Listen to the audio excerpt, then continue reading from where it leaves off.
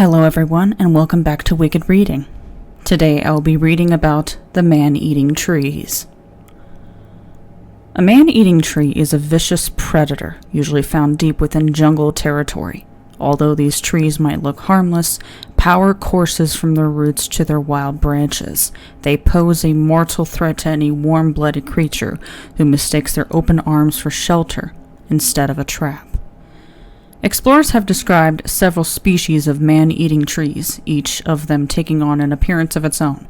Sometimes they have rich fruit and flowers, sometimes they stand naked and ominous, sometimes they are the tallest tree for miles around, and other times they grow like short, stocky bushes. The hallmarks of the man-eating tree are its snake-like branches, which may be weaving around in the air even when there is no wind blowing, and an absence of life around the tree.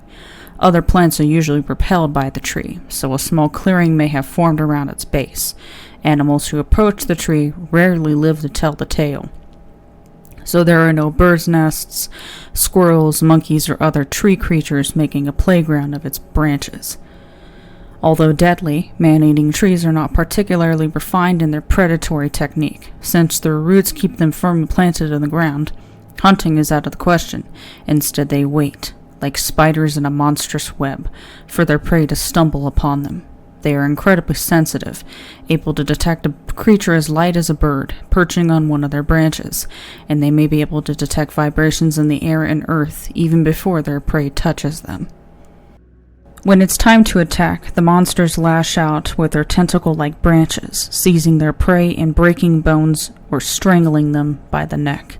Some trees are also equipped with suction cup mouths or leaves, which can tear flesh from their victims. It's not clear how the carnivorous trees digest their prey. Some explorers have suggested that they only drain the blood from their victims, then toss away the body's shell, while grislier accounts describe victims being incorporated into the body of the tree itself. In 1874, a German explorer named Karl Lisch traveled to Madagascar, where, among other terrifying jungle creatures, he encountered a carnivorous tree that was revered by native tribes. Lisch wrote a gruesome report of a woman being sacrificed to the tree, a tall monster with serpentine branches that moved lightning fast and strangled victims, in the same fashion as an anaconda.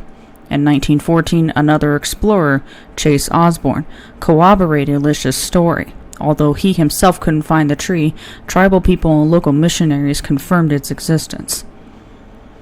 In 1881, Phil Robinson pieced together a book of his uncle's experiences in Nubia, a region of northern Africa near the Nile River. One of the most horrific monsters in this book was the Nubian tree, which lured animals into its branches with aromatic flowers and golden fruit that looked like large drops of honey. Dew dropped from the tree's leaves continuously, feeding a screen of rich green grass which grew as tall and sharp as swords. The tree seized prey with its branches and was impervious to attack by gun and knives.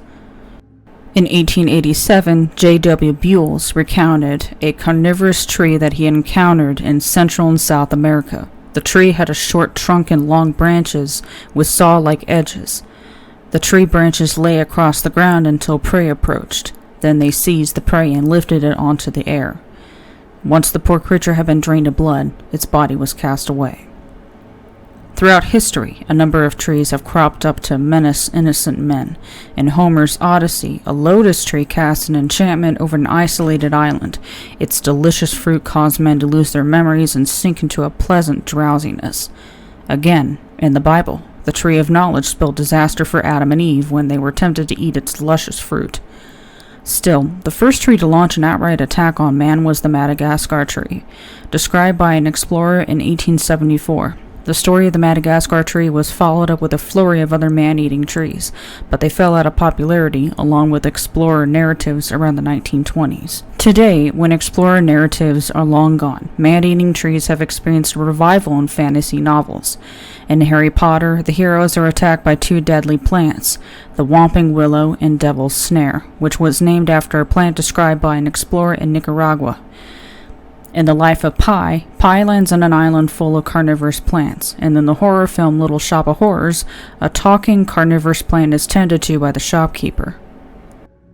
Most historical accounts of man-eating trees have been spectacularly debunked. For example, the Madagascar tree and the Nubian tree were not only fake, the explorers who discovered them were fake as well.